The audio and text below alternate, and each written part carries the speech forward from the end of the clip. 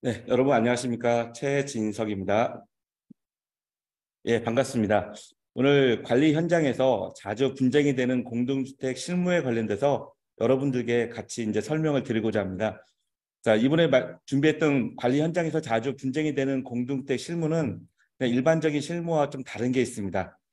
작년에 2022년도에 우리 인천에서 공동주택 관리 실태 감사를 이제 해서 그 주요 지적 사항들이 있습니다.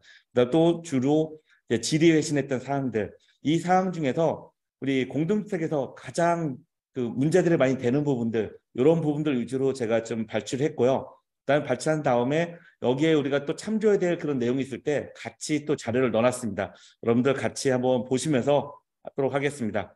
크게 일반 분야, 회계 분야, 공사 용역 등 사업자 선정 분야, 시설 분야 이렇게 해놓고 나머지 또 지리회신 사례에 대해서 꼭 반드시 알아야 되는데 우리가 조금 생각을 해야 되는 그런 지리회신이 있습니다. 그래 그런 내용들이 뭔지를 하나하나 설명을 드리도록 하겠습니다. 첫 번째입니다. 자, 회장이 우리가 회의를 소집할 때인데 이 소집하고서 이 소집에 관련돼 가지고 이 내용들을 전부 통보를 했어야 됩니다. 근데 통보를 해야 되는데 이 통지를 좀 제대로 안 했다는 거죠. 어떻게 안 했냐? 우리가 5일 전에 해야 되는데 5일 전에 안 했다. 이거 굉장히 중요한 내용입니다. 우리가 분쟁이 안 발생하면 되는데 분쟁이 발생됐을 경우에 우리가 보통 지자체로 가죠. 그럼 지자체에서 뭔가를 해주면 되는데 지자체에서 뭔가 답변을 해주다가 뭔가 그래도 답변이 안 됩니다. 서로가 싸움이 일어납니다. 그러면은 마지막 가는 데가 법원입니다. 자, 법원에 갔을 경우에 법원에서는요. 우리가 이거를 의결한 사람들이 의결할 능력, 의결할 그 권한이 있었냐? 자, 두 번째는 그러면은 절차를 지켰냐? 이 두 가지를 보게 됩니다. 자, 이 두 가지를 보게 되는데 이 두 가지를 보면서 이 절차에 맞는지를 보는데 절차 중에 한 가지가 뭐냐? 네, 그 한 가지가 회의 며칠 전이냐? 이것도 굉장히 중요한 절차 중에 하나입니다. 우리가 공동택관리법 시행령 제14조 제2항에 우리 대표회의의 의결사항이 있죠. 이게 바로 권한입니다. 자, 이 권한의 범위 내에서도 의결하면 무조건 되는 거냐? 그렇진 않죠. 이 권한에서도 각각 우리 관리규약이라든지 관련 법률이라든지 이런 부분에서 이러이러한 절차를 지키세요라고 돼 있는데 이 절차를 안 지켰을 때는 무효가 될 확률이 높다는 거죠. 그중에 또 하나가 말씀드린 대로 5일 전 공고 상당히 중요합니다. 그래서 이런 부분에 관련돼서 지적사항들이 있었습니다. 자, 우리가 만약에 여기 보면은 9일 날 공고를 한다. 그럼 이날을 빼고요. 10일, 15일 날 회의하는 날도 빼고 이 사이에 24시간이 5일 있어야 된다는 소리입니다. 그래서 9일 날 하면은 9일 날 빼고 10일, 12, 13, 14, 10, 11, 12, 13, 14 이 5일이 24시간 있고 그 다음에 15일 날 개최를 해야 된다. 예, 우리 관리규약에 5일 전 있는 그런 내용들입니다. 근데 여기서 우리가 한 가지 더 생각해야 될 그런 내용들이 있습니다. 뭐냐면요. 지금 참고사항을 해서 기본적인 내용은 여러분들 그 감사 지적 사례 그 내용을 그대로 옮겨놨는데 이제 참고할 내용들을 제가 조금씩 첨부를 했습니다. 참고사항에 보면은 공동주택 관리규약 제 35조에 보면 여기 이제 우리 인천시 그 관리규약입니다. 35조 회의 방청. 자, 의장은 회의를 개참해서 입주자 등 또는 이해 관계자가 회의 방청을 위하여 회의 시작 1일 전까지 입주자 대표 회의에 신청한 경우에는 공동주택 관리의 투명화를 위해서 회의를 방청하게 하여야 한다. 네, 이 말씀을 드리는 이유를 제가 설명을 드리겠습니다. 이게 왜 중요하냐면요. 우리가 절차나 이런 부분들은 법에서 유효 무효를 또 다루지만은 사실은 이 회의 어떤 내용을 한다고 회의 그 안건들을 공고하잖아요. 이 공고를 보고서 주민들이 나는 이거를 대표들이 어떻게 회의를 하는지 참석하겠다, 안 하겠다 이거를 주민들이 결정할 수 있도록 해줘야 된다는 겁니다. 이거 비슷한 사례를 하나 말씀드리겠습니다. 이런 해석을 할 수 있는 사례 중에 하나가 뭐냐면요. 사업자 선정 기침에서 우리가 입찰에 입찰을 할 때 웬만한 중요한 내용들은 전부 다 입찰 공고에 다 넣고 그다음에 현장 설명을 하게 되면은 현장 설명회에 올 사람들이 이 내용을 다 보고 나서 내가 현장 설명회를 갈까 말까 이거를 고민하게 하라고 합니다. 이거 같은 맥락입니다. 그 맥락의 이유는 공동주택관리법에 1조의 목적이 나옵니다. 목적의 첫 번째가 뭐냐? 투명화입니다. 그래서 이 투명화를 위해서 회의를 할 때 이 안건 공고하는 것도 이 한 부분에 굉장히 중요한 부분 등에 또 들어가 있다. 안건의 유효 무효를 다루는 것은 별개의 문제입니다. 그래서 그 부분은 좀 이따 나오니까 한 번 더 말씀을 드리도록 하겠습니다. 자, 근데 회의록 작성입니다. 자, 이 회의록 작성할 때는 제가 그 민원 상담할 때 뭐 저희 대전에서도 회의록에 관련돼서 그 샘플이 상당히 좀 강하게 여러분들과 비슷하게 돼 있는 게 있습니다. 자, 그러면은 지적사항을 먼저 보고 그 다음에 그 방법에 관련돼서 한번 논의를 해보도록 하겠습니다. 안건별 동별 대표자의 찬반 결과 표시 없이 의결 과제만 기재했다. 출석 서명은 있으나 의결 서명은 없다. 또 회의 시마다 동별 대표자 서명이 다르다. 규약의 양식과 다른 회의록을 사용했다. 회의 참석 인원과 의결 인원이 상이하다. 네, 이런 것들이 이제 보통 우리가 지적 사항으로 나왔는데, 자, 이 지적 상황에서 우리가 볼 내용들을 한번 보겠습니다. 이거는 지금 인천시에 있는 회의록의 작성 그 방식 관련돼서 나오는 겁니다. 이 회의록에 첫 번째 본 주로 발언 내용 이런 것도 우리가 기록하게 돼 있는데, 이 뒷장을 한번 더 보도록 하겠습니다. 자, 뒷장을 보니까 발언록 해가지고 백일동 대표가 무슨 얘기를 했습니다. 뭔 얘기를 했습니다. 자, 이거를 어떻게 기록할까요? 여러분, 이 회의라는 거는 저는 이거는 개인적인 의견으로 한번 말씀을 드려보겠습니다. 우리 그 관리규약에 이렇게 회의록을 작성하라 돼 있으면 이렇게 반드시 작성을 해야 되는 겁니다. 저는 저 같으면은 주로 어떤 식의 의견을 해서 찬성 반대 이런 것들은 기록할 필요는 있지만은 누가 찬성했냐, 누가 반대했냐, 그리고 누가 어떤 내용을 얘기했냐, 예, 꼭 의견을 적어달라 그러면 적어놓을 필요는 있습니다. 하지만은 모든 내용을 다 이렇게 적을 필요가 있냐? 저는 이거에 대해서 약간 생각이 좀 다릅니다. 판례를 보면요, 이런 판례가 하나 있습니다. 우리가 회의를 하고 나서 녹음을 하잖아요. 회의할 때 녹음을 하는데 이 녹음한 거를 들려줄 수 있냐? 주민이 요구하면은. 근데 판사님이 이렇게 얘기를 하십니다. 이 회의에서 서로 대표들끼리 자유로운 토론을 해야 됩니다. 자유로운 의사결정을 해서 뭔가 토론을 해서 결정을 하는데 이럴 때 누가 얘기하는 과정에서 내가 A라고 주장했지만은 서로 얘기하다 보니까 A보다는 우리 상대편 B가 말하는 게 더 맞는 것 같습니다. 그럼 B로 합시다. 이렇게 할 수도 있는 겁니다. 그런데 이런 내용들을 딱 잘라가지고 이 잘못했다고 그래가지고 이 공개가 된다면은 문제가 생긴다. 이런 비슷한 이런 내용의 이런 유의 그 판결이 있습니다. 그래서 공개하면 안 된다. 개인정보보호법에 걸린다. 그래서 이런 부분에 관련돼서는 우리가 한번은 고민을 해봐야 되지 않을까 생각을 합니다. 그래서 저는 개인적으로 어떻게 생각하냐. 이거는 여러분들이 반드시 어떻게 해야 된다는 것보다는 이 마지막에 관리규약의 양식을 사용해야 되는 게 맞습니다. 기본은요. 관리규약이 있으면 그대로 사용하는 거 맞습니다. 그 다음에 양식을 변경하고자 하는 경우는 관리규약의 개정을 요한다. 저는 대전시 준칙을 제가 해설을 해주면서 이대로 하시려면 이대로 그대로 하십시오라고 얘기합니다. 그러나 반드시 그대로 할 필요는 있지는 않다. 그래서 너무 과도한 거는 좀 빼는 게 어떠냐. 저는 이렇게 보통 얘기를 하고 있습니다. 그거는 뭐 여러분들이 알아서 판단을 해 주시기 바랍니다.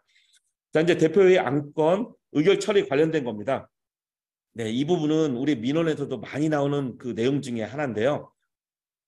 임원진 회의가 우리가 인정받은 입주자 대표 회의인가요? 입주자 대표 회의는요, 공동택 관리법에서 법정 그 단체로서 인정을 받은 단체입니다. 그리고 법에서 권한도 줬습니다. 어떤 권한? 공동택 관리법 시행령 제14조 제2항에 이러한 내용들은 당신들이 의결할 권한이 있습니다라고 얘기하고 있습니다. 그러면은 거기에서 기록되지 않은 내용들, 이제 관리규약에 위임하는 것도 있지만은 그런 다른 내용들은 어떻게 해야 되는 거냐? 네, 다른 내용들은요, 집합건물법에 따라서 해야 되는 겁니다. 다시 말하면은 대표회의에서 위임받은 권한의 범위 내에서 절차에 따라서 의결을 하게 되면은 이거는 공동택 관리법에서 효력이 있습니다라고 보장을 해주는 겁니다. 그게 아닌 상황은 어떻게 해야 되는 거냐? 예, 집합건물법에 따라서 주민들 동의를 받아야지만 그 의결한 것에 대한 효력이 있습니다. 그런데 집합건물법의 어려운 점이 뭡니까? 공동택 관리법에서는요, 위임을 받았으니까 우리 입주자 대표회의 과반수, 구성원 과반수의 찬성으로 의결하면 그냥 끝입니다. 그런데 집합건물법은요, 주민이 우리가 100세대라고 얘기하면요, 그리고 똑같은 세대 평수도 똑같다고 얘기를 하겠습니다. 일단은요. 자, 집합건물법에는 구성원 그 과반수도 있지만은 지분의 과반수도 있기 때문에 이거 다 똑같다는 가정으로 그럼 이제 과반수로 얘기하겠습니다. 뭔가 이런 경우에는 100세대인데 95세대 우리가 동의를 받아서 권한을 위임받았다고 얘기하겠습니다. 그러면은 그렇게 대표에서 구성원의 95%의 동의를 받아서 의결하면은 누군가 이 5세대 중에 한 세대가 극렬히 반대를 한다. 그럼 이 반대하는 사람이 당신은 잘못했습니다라고 우리가 딱 누릴 수 있는 힘이 있냐? 없습니다. 왜? 그 사람한테 위임 못 받았거든요. 민법은 위임 받은 만큼의 힘이 있는 겁니다. 그래서 이런 내용이 있는데 여기서 말씀드리고 싶은 거는 주로 지적한 사항은 임원진 회의입니다. 자, 임원진 회의는요, 입주자 대표 회의에서 자발적으로 회의 구성원이 너무 많다 보니까 우리가 임원진이 먼저 한번 토론을 해서 방향성을 설정해서 같이 한번 얘기를 해보자. 뭐 이런 차원으로 볼 수 있지 이거를 권한을 줬다고 볼 수는 없습니다. 자, 구성원 과반수 찬성으로 의결하지 않고 임원진 회의에서 의결 처리했다. 사업자 선정 시 기술이사가 임원진과 협의하여 선정하도록 의결했다. 에어컨 모델과 가격을 임원회의에서 의결하여 구매하도록 했다. 임원회의에서 추가 식목 계획을 수립하여 300만 원 범위에서 집행하도록 의결했다. 네, 그 다음에 구성원 20명 중 11명이 회의에 참석해서 의결했다. 이거는 그럼 의결된 거예요. 근데 임원진 회의에서 가결됐음에도 불구하고 임원진 회의에서 부결 처리했다. 말도 안 되는 거죠. 그래서 이런 부분들은 우리가 조금 고민을 해야 될 그런 부분들입니다. 입자 대표의 구성원 과반수 찬성으로 전체 구성원 과반수 의결이 아닌 임원진 의결을 결정할 수는 없는 거고요. 그리고 임원진 회의는 공동대 관련 업무 등과 관련하여 서로 협의하여 의결이 필요한 경우 입자 대표 회의에 그 안건을 상정해서 대표 회의 구성원 과반수 찬성으로 다시 의결을 처리해줘야 되는 겁니다. 자기들이 먼저 뭐 상의했다고 해서 이걸로 끝낼 수는 없다. 이렇게 보시면 될 것 같습니다. 자, 그러면 구성원 과반수라는 말이 어떻게 나오는지 보겠습니다. 우리가 3분의 2 이상이 뽑히면은 그 뽑힌 인원을 구성원으로 본다라고 이거는 우리가 공동주택관리법 시행령이 있죠. 자, 10명이 구성원이면요. 10명의 3분의 1은 6.666 그러면은 무조건 올림입니다. 그럼 7명 이상입니다. 자, 7명까지는 10명 뽑혔을 때는 구성원이 10명. 그 다음에 7명 뽑히면은 구성원이 7명입니다. 그럼 이 구성원의 반을 넘는 숫자. 자, 그럼 여기 8은 반이 4죠. 4를 넘는 숫자니까 5명입니다. 그리고 7명일 경우는 4명만 의결하면 됩니다. 그런데 6명일 때는 3분의 2가 안 되니까 다시 정원이 관리규약 있는 정원 10명으로 갑니다. 그러면 6명이 찬성해야 되는 거죠. 전원이 다 참석해서 전원이 찬성해야지만 가능한 겁니다. 5명이 돼 있다. 또 한 명 관둬서. 그러면 의결 정족수가 몇 명입니까? 10명이죠. 자, 10명인 상태에서 이거는 불가능한 거죠. 자, 10명인 상태에서는 네, 다시 한번 보도록 하겠습니다. 5명인데 구성원이 10명이니까 의결 정족수는 6명입니다. 의결이 불가능한 거죠. 그래서 이런 부분, 의결이 불가능하다 보니까 전임 입자 대표 회장의 그 회장을 의결 정족수에 포함시켰다. 이거는 말이 안 되는 그런 내용들이죠. 그래서 우리가 그 법을 위반해서 관리규약에 법에 위반되는 내용을 관리규약에 넣었을 때 가능하냐? 이거 불가능합니다. 이런 내용은 전혀 안 된다. 이렇게 보시면 될 것 같습니다. 자, 입자 대표 회의 구성원 과반수 찬성으로 의결하므로 사퇴 등으로 정원이 과반수에 미달하는 경우는 의결할 수 없다. 이게 기본이고요. 통상적인 업무 범위를 넘어서는 장기성 계획 조정 업무에 전임 회장을 참석시켰다. 이것도 안 되는 겁니다. 예, 그래서 우리가 구성원이 3분의 2 이상이 뽑혔을 때 그 선출된 인원을 구성원으로 한다. 요거는 어디에 규정이 되어 있냐면요. 공동주택관리법 시행령 제4조 제3항에 기록이 되어 있습니다. 자, 이런 말 3분의 2 이상 뽑혔을 때는 그 숫자를 구성원으로 한다 해놓고 그 다음에 뭐라 되어 있냐? 이하 같다. 이렇게 되어 있습니다. 이하 같다는 말은 그 밑에 입자 대표 구성원이라는 말이 나오면은 그 법에서 전부 다 여기에 구성원 하면 3분의 2 이상 뽑히면은 그 인원을 구성원을 한다. 이 소리를 전부 다 그 생략해서 다 포함됐다라고 말씀을 드리는 거다. 이렇게 보시면 될 것 같습니다. 또 이제 안건으로 상정되지 않은 안건을 기타 안건, 기타 사항, 추가 안건 등으로 의결 처리했다. 긴급 상황이 아님에도 의결 처리했다. 네, 회의 안건으로 상정되지 않은 사항은 대표에서 논의한 경우 우리 다음회에서 정식 안건으로 예를 들어서 이번에 회의를 하는데 누가 뭐 어떤 안건을 긴급 안건을 얘기했습니다. 그럼 그거는 그냥 토론일 뿐인 거죠. 의결사항이라기보다는 토론일 뿐인 겁니다. 그러면은 다음 회의에서 정식 안건을 해서 처리하면 된다. 이런 소리입니다. 우리가 거기서 뭔가 말을 못하게 하는 게 아니라 우리가 미리 공고되지 않은 안건을 대표 회의 권한으로 의결해서 의결됐다 그래서 할 수 있는 그런 부분이 아니라고 말씀을 드리는 거죠. 자, 여기 보면은 공고되지 않은 안건은 해당 회의에서 결정할 수 없다. 다만 긴급 상황, 재난, 안전 등으로 입자 대표 회의 구성원 과반수가 회의에 참석하고 전원이 동의하는 경우에는 예의로 한다. 이거 부분에 관련돼서는 네, 준칙이 들어있으니까 제가 뭐라고 말을 하진 않겠습니다. 그러나 제 의견을 말씀드린다면은 요거는 조금 만약에 이런 경우로 해서 문제가 생긴다면요. 굳이 이렇게 이 상황을 가지고 의결할 필요가 있을까요?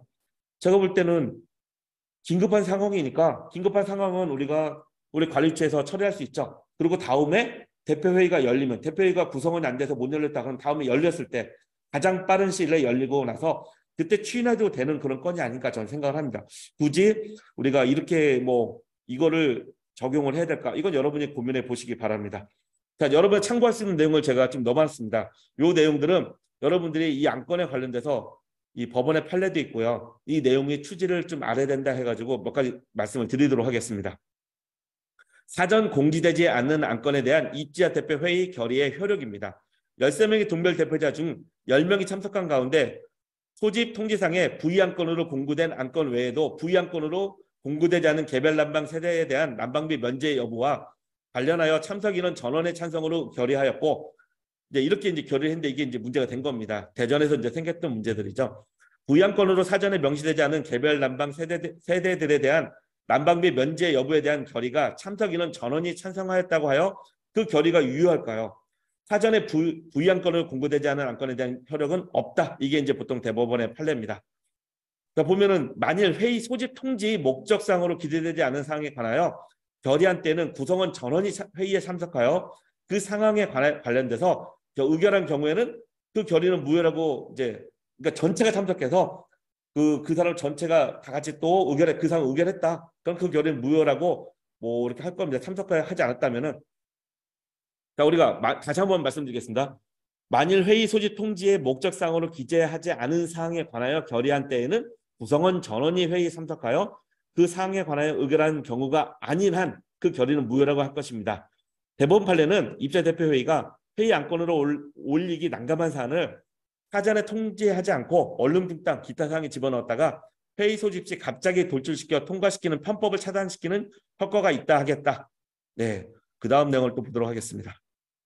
입자 대표 회의를 소집함에 있어 회의의 목적상을 기재하도록 하는 취지는 구성원이 결의를 할 사항이 사전에 무엇인가를 알아 회의 참석 여부나 결의 사항에 대한 찬반 의사를 미리 준비하게 하는 데 있으므로 회의 목적사항은 구성원이 안건이 무엇인가를 알기에 족한 정도로 구체적으로 기재해야 한다. 이렇게 돼 있습니다. 그리고 이게 그 대법원에서는 전원이 참석했을 경우, 전원이 참석해서 의결했다면 무효라고 하지는 않는다. 그 내용은 그렇게 하지만은 우리가 하나 알아야 될 게 있습니다.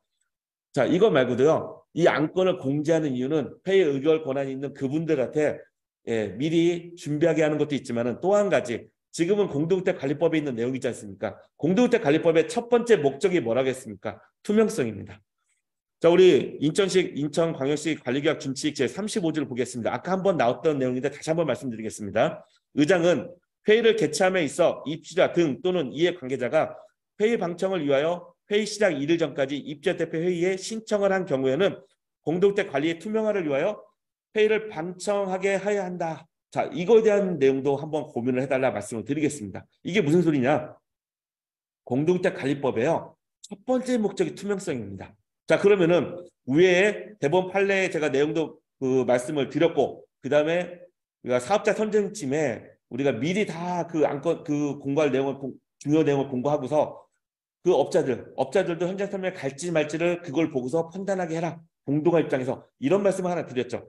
이게 다 투명성을 위해서 하는 건데, 자, 여기도 마찬가지입니다. 공정과 투명성인데 공동주택관리법의 1조에 나오는 목적의 투명성이 있는데 우리 주민들도 이 안건에 관련돼서는 우리 대표들이 제대로 하는지, 우리가 뽑아준 대표들이 제대로 하는지 그 부분에 관련돼서 가서 내가 방청하겠다. 이런 것도 선택권에 관련돼서 우리가 제한하면 안 된다는 거죠. 그래서 이거는 안건에 관련된 한 가지 그 판례만 있지만은 저희한테 민원이 들어왔을 때 이 부분에 관련돼서 바로 어저께, 그러니까 이틀 전에 바로 이 민원에 관련돼 저도 직접 민원을 받은 적이 있습니다. 결국에는 안건에 공고되지 않았는데 근데 대표들한테도 공고되지 않았다고 합니다. 근데 그 안에 살짝 껴가지고 관리 주체가 대표들한테 얘기해서 의결을 받았다. 이걸 가지고 민원을 집어넣습니다. 그래서 이런 부분도 우리가 같이 고민해야 될 부분이다라고 말씀을 드리도록 하겠습니다. 자, 입주 대표 구성 변경 신고 관련돼서는요. 여러분들이 쉽게 할 수 있는 방법을 말씀드리도록 하겠습니다.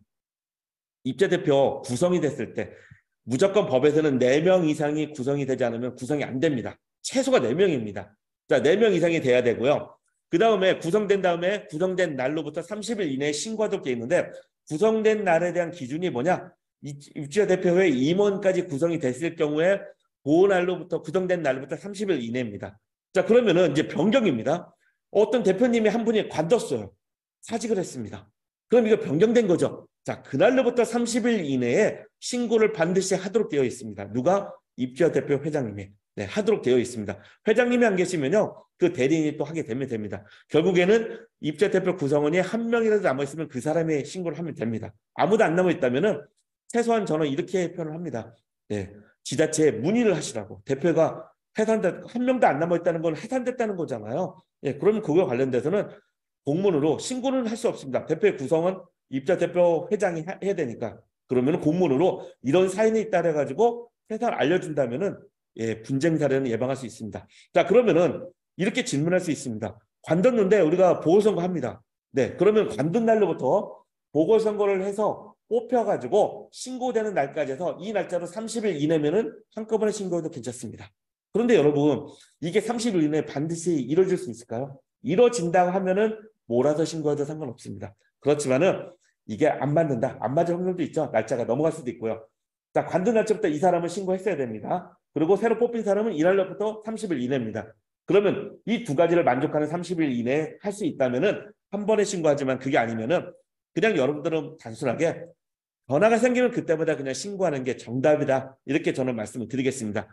요즘에는 그 민원이 이유가 있습니다. 민원을 넣을 때 민원인이 왜 민원을 넣는다고 생각하십니까? 잘못된 거를 바로 잡자는 게 민원일까요? 네, 그게 원래 제일 좋은 민원이죠.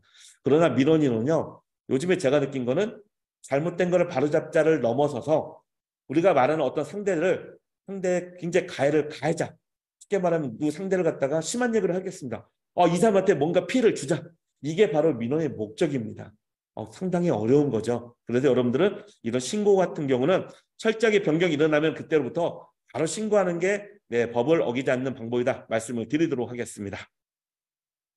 자, 그리고 보통 동별 대표자가 사퇴 및 해임 등으로 거리된 경우에는 그 거리된 날로부터 60일 이내에 다시 선출해야 된다. 이건 이제 보통 우리 관리규약에 있는 내용들이죠. 예, 이렇게 신고를 선출도 하고, 근데 우리가 신고를 먼저 해야 된다는 거 중요하게 말씀드리겠습니다. 자, 유권 해석 하나를 제가 넣어놨습니다. 잠깐 보도록 하겠습니다. 우리 아파트에서 누가 이제 관둔 겁니다. 사퇴나 해임 등으로 거리된 경우에 거리된 한 명만 보궐선거만 하면 되는지 아니면 나머지 거리된 이제 세 군데도 또 거리된 데가 있었던 거예요. 세 번 선거를 이미 했는데 나타난 사람이 없었던 거죠. 자, 그래서 이 거리된 세 명까지 해서 네 군데 선거구를 다 선거를 해야 되냐? 네, 유권 해석은요. 해당 선거구 입주자 등의 권익 보호를 위하여 예, 거리된 모든 선거구에서 선거를 실시하는 것이 바람직하다라고 일단 얘기하고 있습니다. 자, 그러면 우리가 판례와 또 여러 가지 정리된 내용을 제가 한번 참고적으로 말씀드리도록 하겠습니다. 동대표 1회의 선거에서 구성원 3분의 2 이상이 선출되었다면은 우리가 세 번까지 선거 안 하고 쉽게 말하면 이제 관둘 수 있냐? 선거 그만해도 되냐? 이제 이런 질문이죠. 자, 사용자는 3회 선출 공고 시에 동별 대표자가 될 수 있죠. 자, 이 사람들의 권리가 있습니다. 그 다음에 중임제한제는 세 번째 3회 선출 공고 시에 동별 대표자가 또 될 수 있습니다. 동대표 선출 시 최소 3회 공고를 하지 않는 경우 입주자 등의 피선거권을 제한하는 결과를 초래하는 바 피선거권은 단체의 민주적 정당성을 확보하기 위한 고유하고 기본적인 권리로서 최대한 보장돼야 하므로 법령에 특별한 규정이 없다면 피선거권을 제한하는 규정은 엄격하게 해석해야 된다. 이게 법원의 판례입니다. 따라서 동대표 선거 공고를 최소 3회 이상 한 후에 적용하는 것이 바람직하다. 그 3회 이후에 동별 대표자가 거리된 선거구에서 선거 요청이 있는 경우 3번까지 해서 우리가 선거를 했어요. 그래서 이제 안 나왔습니다. 그 다음에라도 나중에도 해당 선거구에서 우리 할 사람이 있습니다라고 나온다면은 그 선거구에 입주자 등의 권익을 보호하고 입주자 대표회의 운영을 원활하게 하기 위해서 그 선거구 그 이후에도 다시 또 선거를 하는 게 바람직하다. 이게 이제 기본적인 방향이다 이렇게 말씀을 드리겠습니다. 저희가 반드시 3회 했는데 그 다음에 누가 한다고 했을 때 안 하면 안 된다라고 이렇게 하냐. 네, 그런 민원이 들어온다면은 이렇게 하는 것이 해야 된다라고 말하지 않고 네, 이미 3회 했는데 이렇게 하는 게 바람직하다라고 해서 저희가 권고를 하게 되죠. 그래서 이런 내용을 좀 참조해 주시기 바랍니다. 감사의 업무입니다. 감사의 업무 중에서 감사가 가장 많이 실수하는 부분에 관련돼서 제가 말씀을 드리겠습니다. 다른 것들은 우리 감사님들도 많이 하고 있습니다. 그래서 거의 뭐 문제가 없다 이렇게 봐도 되는데 자, 이제 감사는 지출 업무의 적정성을 유지하기 위하여 분기별로 지출에 관한 증빙서를 감사해야 된다. 이걸 안 한 겁니다. 자, 분기별 감사에 관련돼서 다음 그 슬라이드를 보도록 하겠습니다. 자, 이거는 대전광역시 관리계약 준칙에 보면 그 임원의 감사의 업무에 관련돼서 잘 정리가 돼 있어서 한번 참조로 넣었습니다. 가로치고 근거 조항 써 있는 거는 제가 넣은 거고요. 회계관계 업무는 월마감, 연마감, 분기별, 그다음에 관리비 등의 사업계획, 예산안, 사업실적서 및 결산서 각각의 근거는 제가 옆에 넣어놨는데 이 중에서 월마감은 우리가 도장 찍는 거 우리 회장님, 감사님 다 봤죠. 연마감은 월마감에 마지막 또 모아서 하는 거니까 뭐 여러분들 하는데 문제가 없을 겁니다. 사업계획, 예산안, 사업실적성리 결산서 이것도 다 도장을 받기 때문에 여러분들이 여기까지는 거의 하는데 이 세 번째 분기별 감사를 거의 다 많이 놓치고 있다는 거죠. 자, 이걸 관련돼서 제가 이거 보면은 공동대 회계처리 기준에 좀 전에 말했던 법률 규정을 여기다 전부 다 나열을 해봤습니다. 그중에 지출에 관한 감사는 분기별로 지출에 대한 징비서를 감사해야 된다. 이 부분입니다. 자, 그럼 이거는 무슨 내용이냐?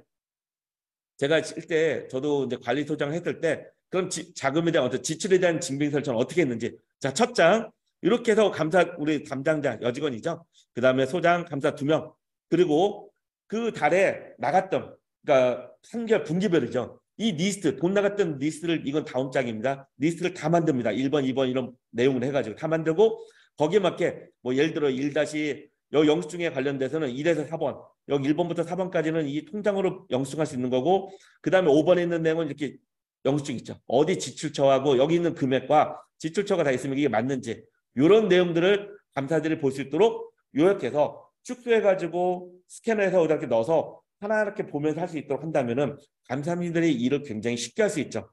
이렇게 안 한다면요, 우리가 그 회계 이렇게 우리 일개편은 이렇게 두꺼운 그 책자 있잖아요. 이걸 보고 감사님이 하나하나 봐야 되는데 이러다 보면 감사님이 놓치는 것도 있고 굉장히 어렵습니다. 그리고 그렇게 보다 보면은 모르니까 오히려 우리 관리체도 더 애로사항이 생기고 차라리 요거는 평상시에 여직원들이 5일 지출, 뭐 10일 지출, 뭐 지출한 날짜들 있잖아요. 이거 날짜 맞게 미리미리 준비해 놓는다면은 예, 이런 식으로 해서 감사 증빙서를 만들어 놓으면은 가장 좋지 않을까. 그래서 샘플을 제가 예전에 제가 근무했던 단지에 그 샘플을 네, 이렇게 한번 넣어봤습니다. 그래서 이런 식으로 지금은 2022년 이거는 네, 전에 우리 근무했던 단지에 직원한테 이거 좀 보내달라고 해서 다시 한번 여러분들한테 이런 식으로 한다는 거를 한번 샘플을 보여준 거니까 참조해 주시기 바랍니다. 여러분 중요한 내용 중에 선거관리위원회 운영 관련된 겁니다. 요거 관련돼서 제가 한번 여러 가지 말씀을 드릴 게 있습니다. 선거관리위원회 업무는 공정한 절차에 따라 입주자 등의 의견을 수렴하는 것이므로 수당 또는 동의받는 내용 등에 따라 선거 또는 동의 절차 진행을 거부하거나 고의로 연기하는 것은 타당하지 않다. 선거관리위원회는요. 어떤 거를 의결하는 이런 어떤 새로운 내용 의결하는 것보다 선거에 관련된 아니면 동의 과정에 관련된 이 절차를 이행하는 기관입니다. 선거관리위원회에서 동대표 해임 유청서의 해임 사유에 대하여 해임 사유가 이건 적당하지 않다 이런 판단을 할 수 있을까요? 이런 사례가 제가 관할하는 부에서 있었습니다. 그 사례는 뭐였냐면요. 입주자 대표 회장님이 여기 신규 단지입니다. 새로 입주하는 단지인데 입주자 대표 회장님이 회장이 되자마자 첫 번째 이제 회의에서 입주자 대표 운영비 있죠. 운영비를 올리는 겁니다. 근데 그 아파트 관리계약이 잘못된 게 있었습니다. 관리계약을 처음에 그 위탁관리 업체를 선정은 그 내부적으로 원래는 사업 주체가 그 관리 주체인데 위탁관리 업체 선정해서 관리하게 하잖아요. 근데 이 위탁관리 회사에서 거기다가 무슨 내용을 넣냐? 첫 번째 그 대표 회의에서는 여기 대표 운영비를 조정할 수 있다. 예, 대표의 의결로 조정할 수 있다. 이거는 무효입니다. 근데 그걸 넣어놓은 거예요. 자, 넣어놓고 나서 그거를 그대로 시행한 건 아니고 관리계약을 개정하는 절차를 진행을 하고 있었습니다. 그런데 카페에서 아니 회장이 되자마자 무슨 돈을 올리냐 하면서 뭐라고 막 하니까 결국에는 분쟁이 일어나니까 그 아파트 카페에다가 회장님이 글을 올린 게 있습니다. 어떻게 올렸냐? 요점만 얘기하면요. 우리 관리계약에 오면은 우리 대표 회의에서 결정하면 된다. 그런데도 결정하면 된다. 그런데도 우리는 당신들 이렇게 관리가 뭐 개정하는 절차를 어쩌고 막 썼나 봐요. 그런데 그 다음에 소장님이 또 하나 실수를 했습니다. 뭘 했냐? 아파트의 그 홈페이지에다가 관리계약을 올려놨는데, 예, 관리계약을 개정을 할 거니까 개정되면은 개정된 내용으로 써놓은 거를 그걸 올려놓은 겁니다. 또 두 가지 실수가 있었던 거죠. 그래서 저희한테 신고 들어온 게 아니기 때문에 이건 뭐 관리가 개정됐다 저는 객관적으로 얘기하지는 않습니다. 근데 전화 상담할 때는 그래도 과정 중이다 얘기했는데 문서로 들어왔을 때는 이거 관련해서 문서는 뭐냐? 자, 이 요건에 맞으면 선관위는 이 절차를 진행해야 되지 않습니까? 그렇게 질문이 들어왔습니다. 그럼 그 내용에 대해서 살펴보겠습니다. 인천시의 준칙을 가지고 제가 해설을 해드리겠습니다. 자, 인천시 준칙 보면 31조에 동별 대표자 등의 결격 사유 및 해임 절차 제3항에 보면요. 제가 빨간 걸로 해놨는데 첫 번째 요건이 두 가지입니다. 이 두 가지 요건만 맞으면요. 그 다음에 선거관리위원회는 진행을 해야 됩니다. 첫 번째 요건은 뭐냐? 해임 사유에 해당하는 객관적인 증거 자료를 첨부해서 뭐 몇 주 몇 항에 관련된 내용이다 이런 거겠죠. 몇 주 몇 항이다. 그래서 그 조항에 맞는 증거 자료죠. 그다음에 요게 한 가지고요. 두 번째, 해당 선거구의 10분의 1 이상이 입주자, 10분의 1 이상의 입주자 등의 서면 동의 또는 입주자 대표의 구성원 과반수 찬성 의견. 자, 이렇게 해서 요게 두 개 중에 하나, 그다음 요거 하나. 그래서 이 두 가지 조건만 맞으면요. 그러면 선관위에서는 이거는 그 다음에 이걸 맞다 틀리다가 판단을 사실은 하면 안 됩니다. 객관적으로 엉뚱한, 그러니까 논의가 되는 거죠. 이거는 맞을 수도 있고 틀릴 수도 있다. 뭐 이렇게 말할 수 있는 이런 내용들인 걸 말하는 겁니다. 우리가 A라는 조건, A라는 그 뭘 위반했다고 하는데 엉뚱하게 다른 걸 갖다 놓고 된다고 하면 그거는 또 아니겠죠. 하지만은 여기에 이제 해임 사유가 이거는 좀 문제가 있다, 이거 아니다. 이런 걸 판단할 수 없냐, 있냐 이런 내용입니다. 그리고 이런 내용을 가지고 저희가 문서로 들어왔기 때문에 저는 지도 감독을 할 수밖에 없었습니다. 93조 1항에 따라서 선관위에서 하라고 했는데 안 해. 그래서 처음부터 언제까지 해서 보고하라 소리 안 했는데 안 해서 또 민원이 들어오니까 언제까지 시간을 충분히 주고 언제까지 이 절차를 진행하고 그 결과를 보고하라고 했더니 입주자 대표 회장님이 저희 구청을 상대로 이제 소송을 냈습니다. 행정소송을 낸 거죠. 저희가 대상이 아니라 이건 입주자 대표 회의나 선관위를 상대로 해야 된다라고 했는데도 불구하고 저를 상대로 저희 구청을 상대로 했습니다. 그래서 저희 구청에서는 상대를 안 할 수가 없지 않습니까? 그래서 저희가 그 상대를 해서 여기서는 이제 가처분이 저희는 집행정지고 그다음 본안소송 들어왔는데 저희가 답변하는 그 주요 내용 중에 인용했던 말들입니다. 수원지방법원 성남지원에 있던 건데 아파트 동대표에 대한 해임 여부는 원칙적으로 입주자들의 자치적인 판단의 대상이 되는 것이다. 따라서 해임 사유가 해당 아파트의 관리구역에서 정한 해임 사유에 명백히 해당하지 않는다고 볼 자료가 없는 이상 위 관리구역에서 정한 해임 사유가 있는지 여부에 관하여 입주자들의 자치적인 판단을 존중할 필요가 있다. 울산지방법원에서도 임원의 해임 사유가 있는지 여부는 입주자들의 자치적인 판단 대상이 되는 것이다. 이게 무슨 소리냐면요.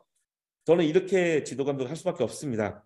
자, 이게 그 내용에 몇 점 몇 항을 위반했다 해서 그에 대한 근거로 왔는데 이 근거에 대해서 서로 이게 갑을 방문 이렇게 할 수 있죠. 이럴 경우에는 여기에 선거구에 선거인들 투표할 사람들 있죠. 이 사람들이 그래 이게 맞으니까 해임을 시킬 것인가 아니면은 이거 안 맞지만은 그래도 우리가 해임을 시킬 것인가 안 시킬 것인가 이런 모든 판단들은 그들이 선거인들이 하라고 하는 겁니다.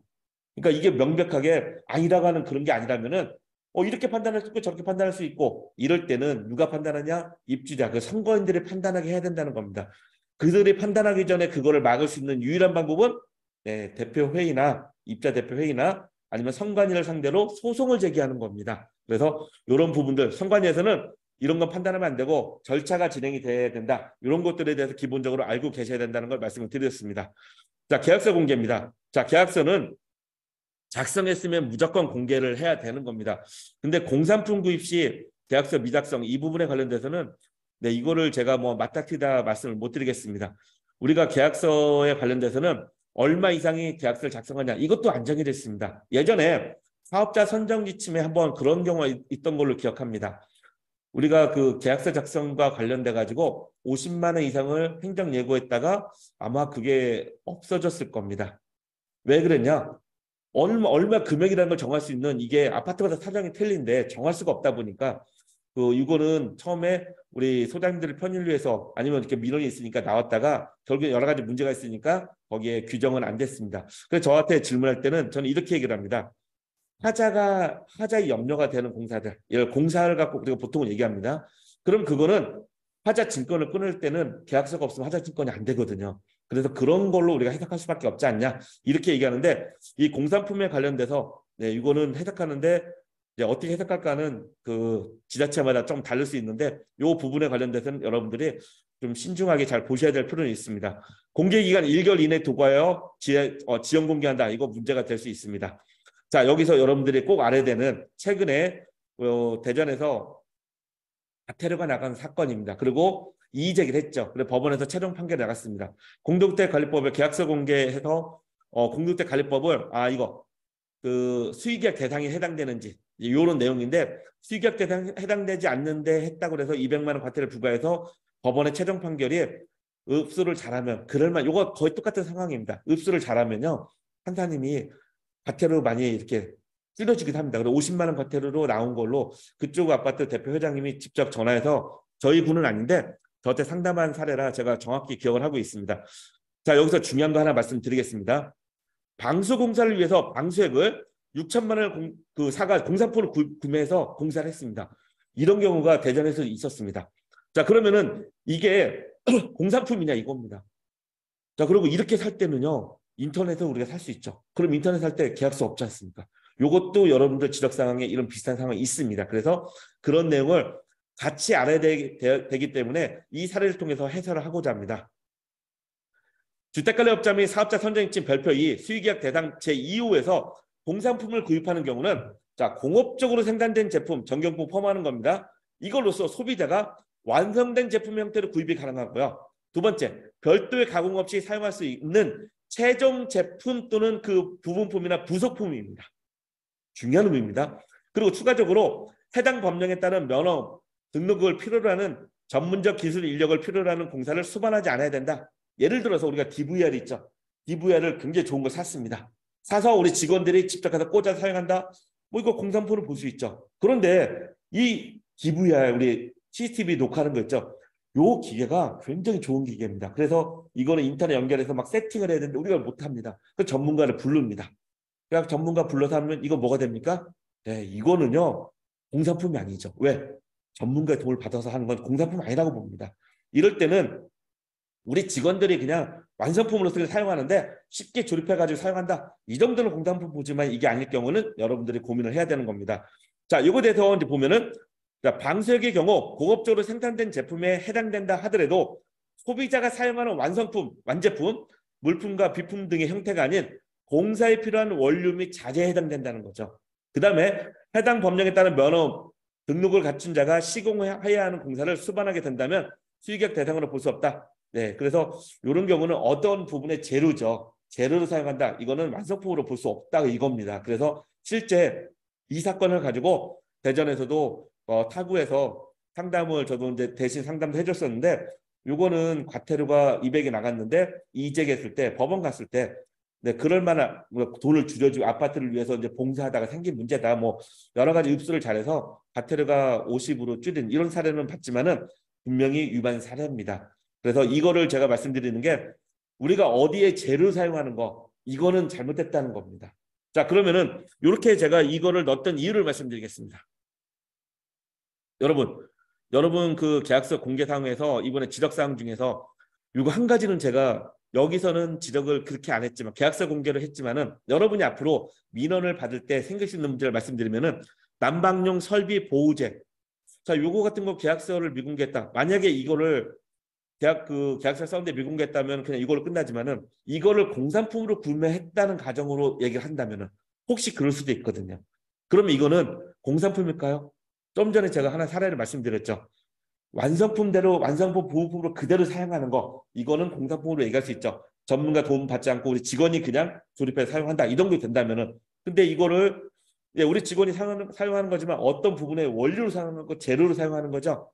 이거는 아닐 수 있다는 겁니다. 그래서 공산품에서 관련된 내용에서 이 정도는 여러분들이 알고 있어야 나중에 실수를 안 할 수 있다 말씀을 드리도록 하겠습니다. 자, 안전관리 계획 수립 이행 관련된 겁니다. 안전관리 계획에서 보면요. 우리가 안전사고를 예방하기 위해서 안전관리 계획을 수립하고 시설물별로 안전관리자와 안전관리 책임자를 지정하고 안전관리 계획에 따라 시행해야 되는데 우리가 이게 법이 개정 예전에 했던 아파트에서 주택법 몇 주 예전에 지금 공동주택관리법이죠. 그런데 주택법 몇 주에 따라 막 그대로 내버려 둔 겁니다. 이거 다 개정을 해야 되는 거죠. 자, 3년마다 할 때는 우리 관리처에서 하면 되는데 그 주기가 3년에 할 때는 대표의 의결사항이죠. 근데 이런 것들을 조정 안 했다. 이런 내용들이죠. 그리고 여기서 직원이 바뀌면요. 담당자가 바뀌는 거죠. 자, 담당자가 바뀌면 뭐가 되는 거죠? 안전관리 계획서가 바뀌는 거죠. 그럼 대표의 의견을 맡아야 되는 겁니다. 의견만 맡으면 되는 거예요. 근데 이런 것들을 안 했다 해서 이런 부분들이 문제가 될 수 있습니다. 그래서 우리가 이런 내용들은 항상 안전관리 계획서에 관련돼서 그 내용의 계획서대로 또 일도 집행을 또 해야 됩니다. 최근에 또 민원 사례가 하나 있는데 제가 그 민원 사례 관련돼서 공문을 내보냈던 내용을 간단하게 설명을 드리겠습니다. 어떤 민원이었냐면요. 승강기 관리 및 장기 수선 긴급 공사에 대한 그 중요 민원 사례인데 제가 이제 얼마 전에 우리 아파트 해당 우리 아파트 우리 소장님들한테 제가 보냈던 내용들이에요. 민원이 뭐냐? 자, 승강기 유지 관리업자가 점검한 한 달에 한 번씩 하는 걸 전문가한테 점검시킬 수 있죠. 그게 승강기 유지관리업자죠. 이 사람들의 자체 점검 결과표가 있습니다. 이 표에 보면은 1.4.1.1 여기 보면은 로프 벨트의 마모 및 파단 상태 이거는 3개월마다 점검하라고 돼 있습니다. 점검하는 거를 전부 웹에다가 다 올려놓은 거죠.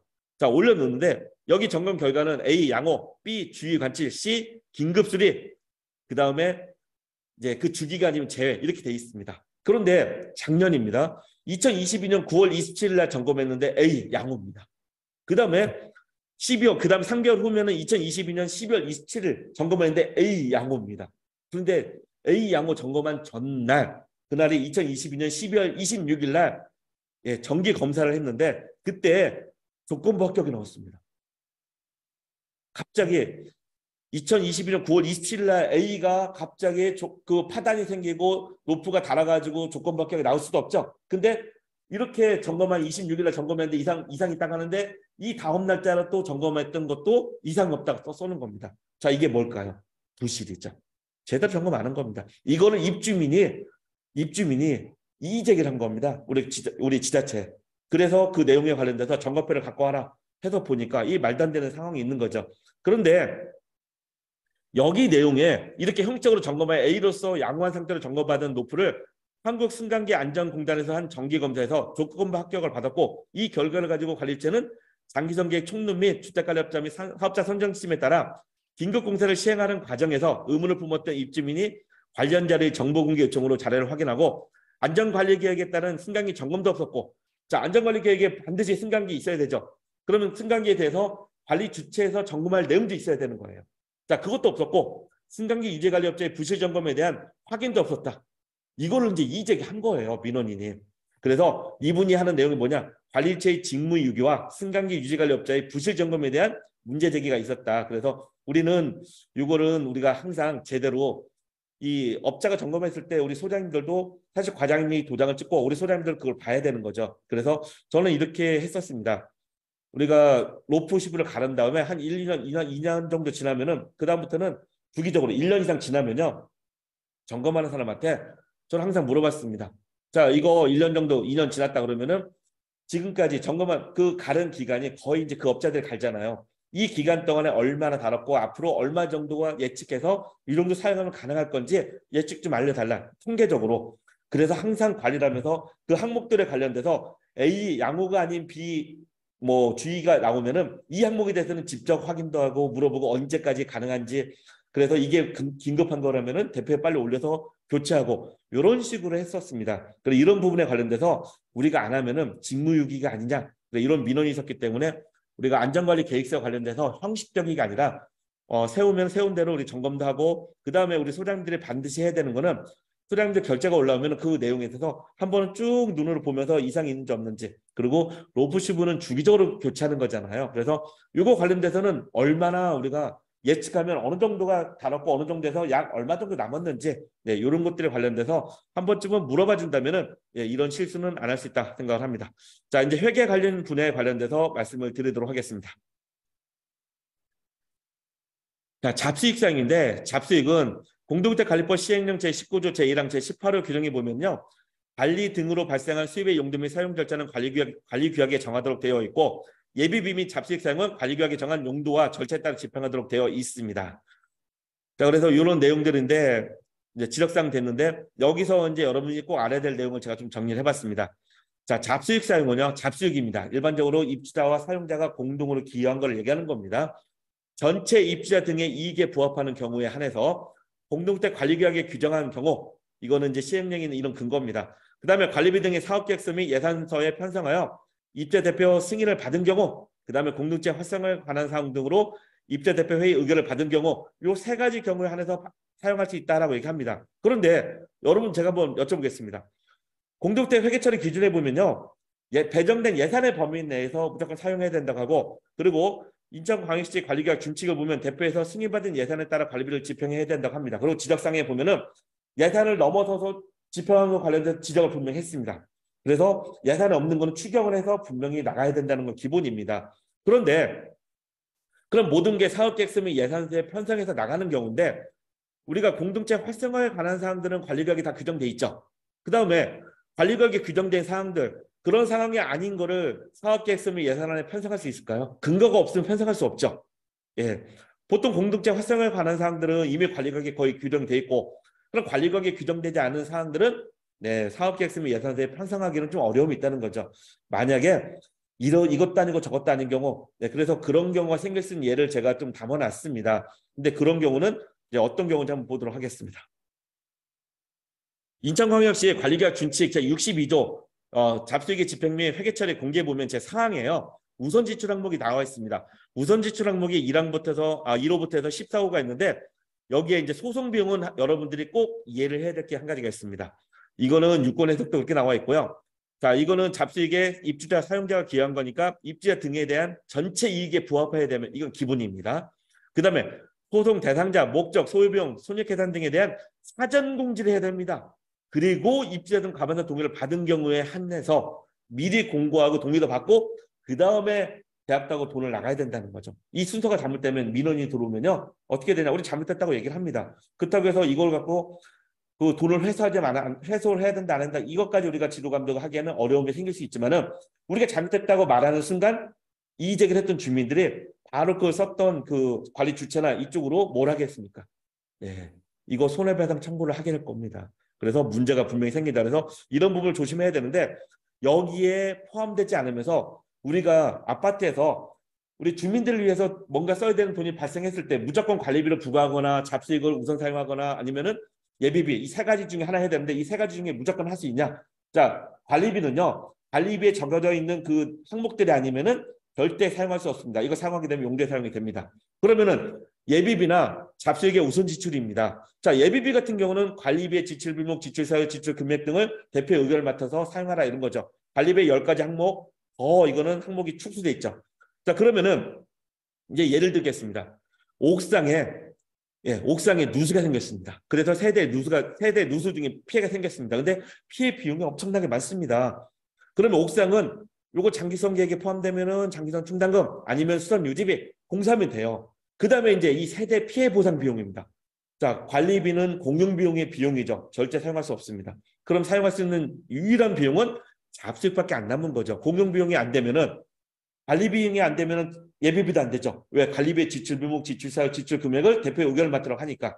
그럼 마지막 사용할 수 있는 분야가 어디 나오냐? 네, 우리가 만약에 그 보험에 들어있으면 보험 처리하는 거는 이제 별개입니다. 보험 처리를 할 수 있습니다. 그런데 그게 아닌 경우에 보험도 안 들어있다. 그러면요. 잡수익에서 사용해야 되는데 그때 바로 여기에 지금 정해져 있다는 제가 옆에 써놨죠.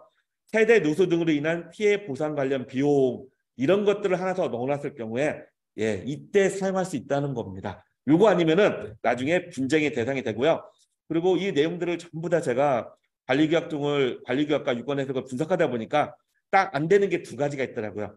자, 세대 누수 등으로 인한 피해 보상 관련 비용, 그다음에 실내 주민운동 시설 내 운동기구 구입 비용 이 두 가지를 넣으면은 우리가 아파트에서 발생한 비용 중에 사용을 할 수 있는 그런 내용들이 충분하게 된다라고 저는 말씀을 드리도록 하겠습니다.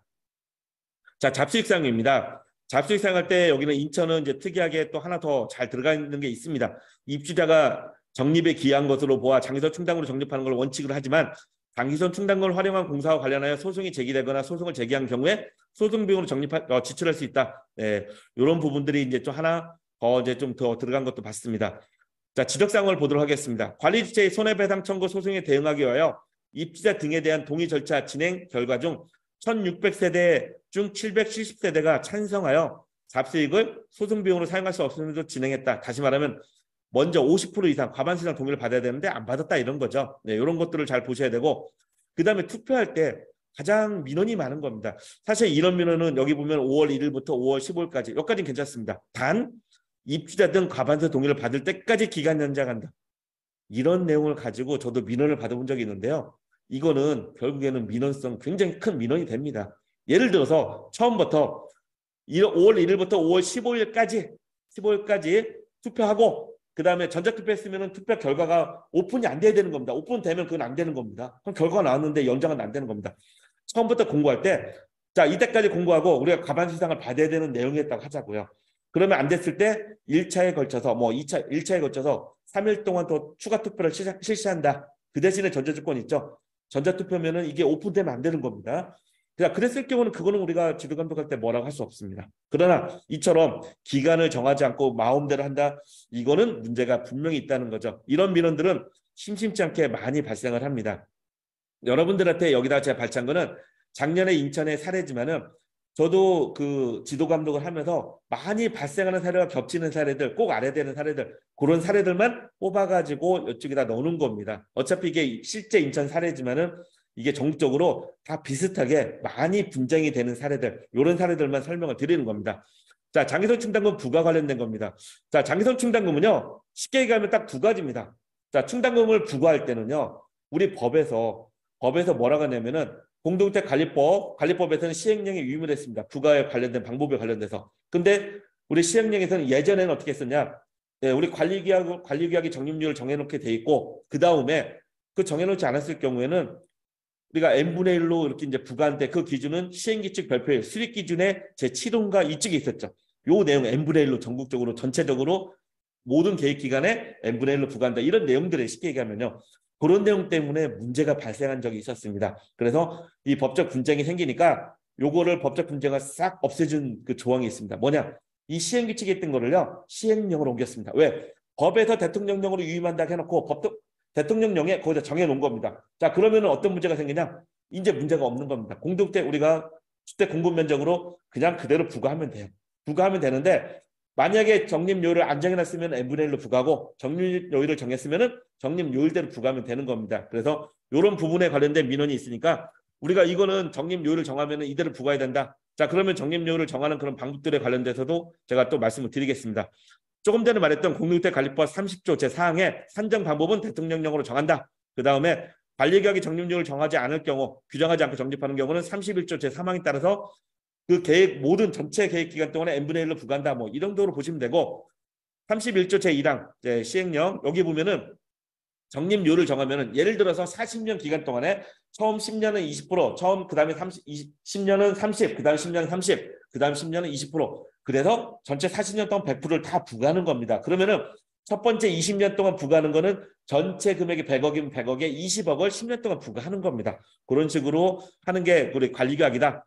그럼 여러분들이 가장 어려워하는 그 부분들 몇 가지를 제가 말씀드리겠습니다. 주택 공급 면적이 뭐냐? 요거는 분쟁이 이 청주 쪽에서 분쟁이 처음에 일어나서 그때 이제 이 내용을 찾아봤습니다. 자, 주택 공급 면적에 관한 내용은요, 우리 공동주택관리법에 없습니다. 그럼 이 용어가 어디서 나오냐? 네, 이건 주택 공급에 관한 규칙. 우리가 아파트를 공급할 때, 예, 이거는 법입니다. 그 시행령, 주택 공급에 관한 규칙이니까 시행 규칙이죠. 주택법의 시행 규칙의 하나입니다. 요 규칙에 나오는 주택 공급 면적이라는 언어가 나오는데 용어가 나오는데 이게 1년에도 몇 번씩 바뀝니다. 이 주택 공급에 관한 규칙이요. 그런데 2009년 1월 1일 날 그 당시에 주택 공급 면적 우리 공급 면적 하면 전용 면적 플러스 주거 공용 면적 이렇게 써 있었습니다. 그래서 주거 공용 면적은 뭐냐? 공동주택의 지상층 위에 있는 쉽게 말해 승강기실, 그 승강기실 이런 것들 얘기하는 거죠. 계단실 이런 걸 얘기하는 겁니다. 그런데 바로 2009년 4월 1일 날 또 바뀌었습니다. 그때 공급 면적은 주거 전용 면적으로 바뀐 거예요. 그래서 이거를 만약에 내버려 두면요. 신규 아파트는 주거 전용 면적을 공급 면적으로 합니다. 자, 기존 아파트, 신규 아파트, 예전 아파트하고 2009년 4월 1일 이전에 준공한 아파트, 사용감사한 아파트와 그 이후의 아파트 면적이 똑같다고 얘기하겠습니다. 정말 똑같습니다. 똑같은데 우리가 일반 관리비로 기존 아파트 1억을 부과하고요. 신규 아파트 1억을 부과하면 제곱미터당 단가 신규 아파트가 훨씬 높죠. 문제가 많이 발생할 수 있겠죠. 네, 그래서 이런 부분은요. 우리가 관리계약에 뭐라고 되어 있냐면은 우리가 관리계약이 정할 수 있는 내용 중에 우리가 관리비를 부과하는 기준은 관리계약에 정하도록 되어 있습니다. 그때 거기 보면은 공용 부분에 그 주택 공급 면적이라는 내용이 나옵니다. 반드시 나올 수밖에 없습니다. 그러면 그 밑에 주택 공급 면적 해놓고 이거는 전용 면적 플러스 주거 공용 면적 가로 열고 대단, 복도, 현관 등 공동주택의 지상층에 있는 공용 면적 이걸 딱 넣어놓으면요. 그러면 문제가 없습니다. 그래서 일단은 이거를 먼저 넣어놓으셔야 되고요. 그 다음에 우리가 중요한 거 이제 우리가 그럼 관리규약에 실질적으로 10% 20% 써 있으면 그대로 부과할 수 있냐? 부과 못 하거든요. 그럼 이걸 현실적으로 맞추면서 우리가 그 부과하는 금액을 조금씩 올려야 되는데 이걸 잘못하면은 누구한테 과태료가 나가냐? 이거는 오로지 관리 주체한테만 과태료가 나갑니다. 그럼 이걸 어떻게 하면 되는 거냐? 예를 들어서 우리가 2020년에 준공한 아파트가 2060년까지 60년 기간이라고 얘기하겠습니다. 그러면은 이제 저희 그 협회에 있는 우리 프로그램을 갖고 얘기를 한번 해보겠습니다. 자, 2022년 기준으로 보면은 여기서 앞으로 필요한 금액이 자동 계산되죠. 우리가 정보를 다 데이터 입력하면요. 근데 과거에 10억을 사용했고 또 걷어 사용한 거죠. 그 다음에 5억은 걷어서 잔액입니다. 그러면은 2000에서 2022년까지 10억을 사용했고 앞으로 필요한 금액이 90억이면 전체가 계획기간 전체는 100억인 겁니다. 그럼 60년 동안 100억을 걷는 거예요. 그럼 우리 관리규약에 어떤 식으로 정할 수 있는지 알려드리겠습니다. 자, 우리 이거 보면은 우리 이제 프로그램 보면은 초기에 그 기간 동안에 10억을 사용했고 5억 잔액이고 수선비 이걸 다 포함해서 100억이다. 이제 이렇게 이제 하나의 샘플로 해서 이제 알려드리는 겁니다. 우리가 딱 이렇게 떨어져야지 여러분 기억하기 편하니까요. 자, 2000년 준공에서 2022년까지 10억을 사용했고 5억이 잔액입니다. 그러니까 거둔 거는 15억이죠. 15억이면 전체 100억에서 15%죠. 자, 그 다음에 2023년부터 25년까지는 우리가 이제 걷는 거. 처음에 2022년까지는 잡수액에 넘어온 거 다 포함할 수 있지만 앞으로 하는 건 잡수액을 일단 빼야죠. 근데 5억을 걷는 거는 우리가 제곱미터당 얼마 하면은 몇 년까지 얼마라는 거 계산할 수 있지 않습니까? 자, 그게 5억이라고 하자고요. 그럼 5%죠. 그럼 20%입니다. 무적이.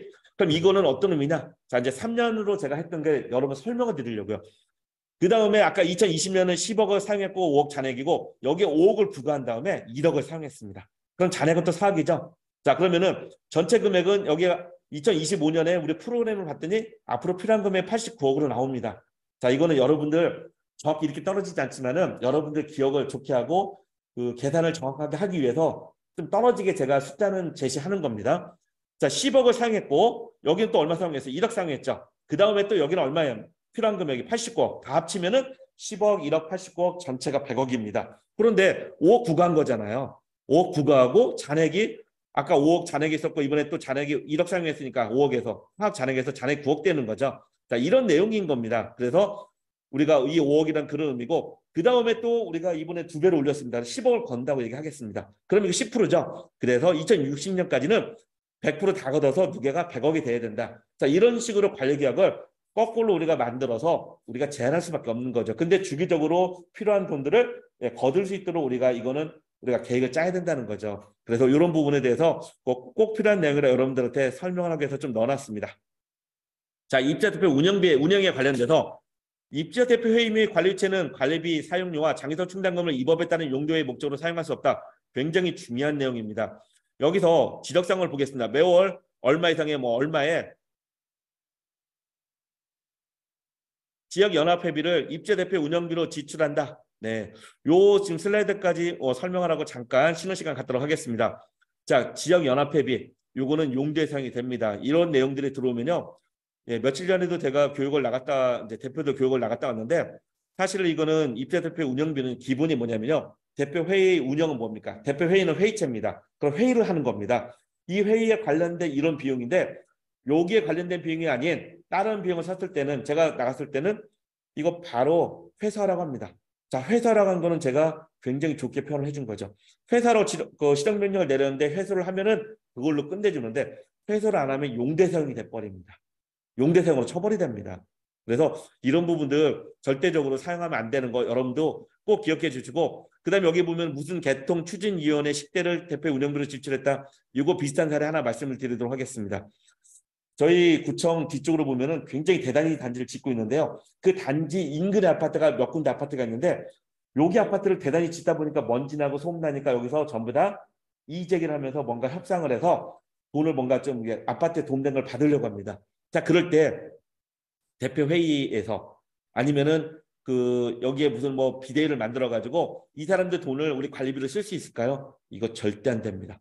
이것 때문에 문제가 저희 구만에 다른 분들 나왔을 때 저는 정확히 명확히 얘기해 드렸습니다. 관리계약을 넣어서도 관리계약에 넣을 수 있는 내용이 아니기 때문에 그거 무효조항이고 무효조항을 알면서도 했을 때는 그거는 문제 생겼을 때는 주민들과 사이에 문제 생겼을 때는 아마 더 가중처벌이 될 겁니다. 그건 알아서 하십시오라고 얘기했고 만약에 사용하게 되면은 우리 관리비를 사용하게 됐다. 그때는 용대 사용입니다. 이거에 대해서 정확하게 제가 표현한 적이 있었습니다. 그래서 그 관리규약에 정확히 써 있는 내용들 아니면요. 절대 사용하지 않도록 이거는 말씀을 드리고 그리고 우리 회장님들한테는 그런 얘기 드렸습니다. 그래서 저희 지역에 연합회가 있는데 연합회장님도 어제 저하고 상담도 했었고 그 전에 있는 분도 말씀하셨는데 만약에 회장님이 여기에 이제 비용이 필요하다 그러면은 그 비용을 드릴 수 있는 방법을 제가 말씀드렸습니다. 업무 추진비를 그만큼 필요한 만큼 더 올리든지 그 대신 관리비약에 넣으면서 뭐 연합회비를 포함한다. 이거 넣으면 이거는 잘못됐다고 얘기합니다. 그게 아니라 필요한 돈을 더 올려주든지 하면 되는 겁니다. 관리비약이 아니면은 우선 지출 항목에다가 거다 명시하든지. 근데 이런 방법들은 별로 좋은 방법은 아닌 것 같습니다. 자, 지금 4시 3분인데요. 우리가 4시 10분에 다시 시작하도록 하겠습니다. 예, 수고 많으셨습니다. 4시 10분에 시작하도록 하겠습니다. 감사합니다.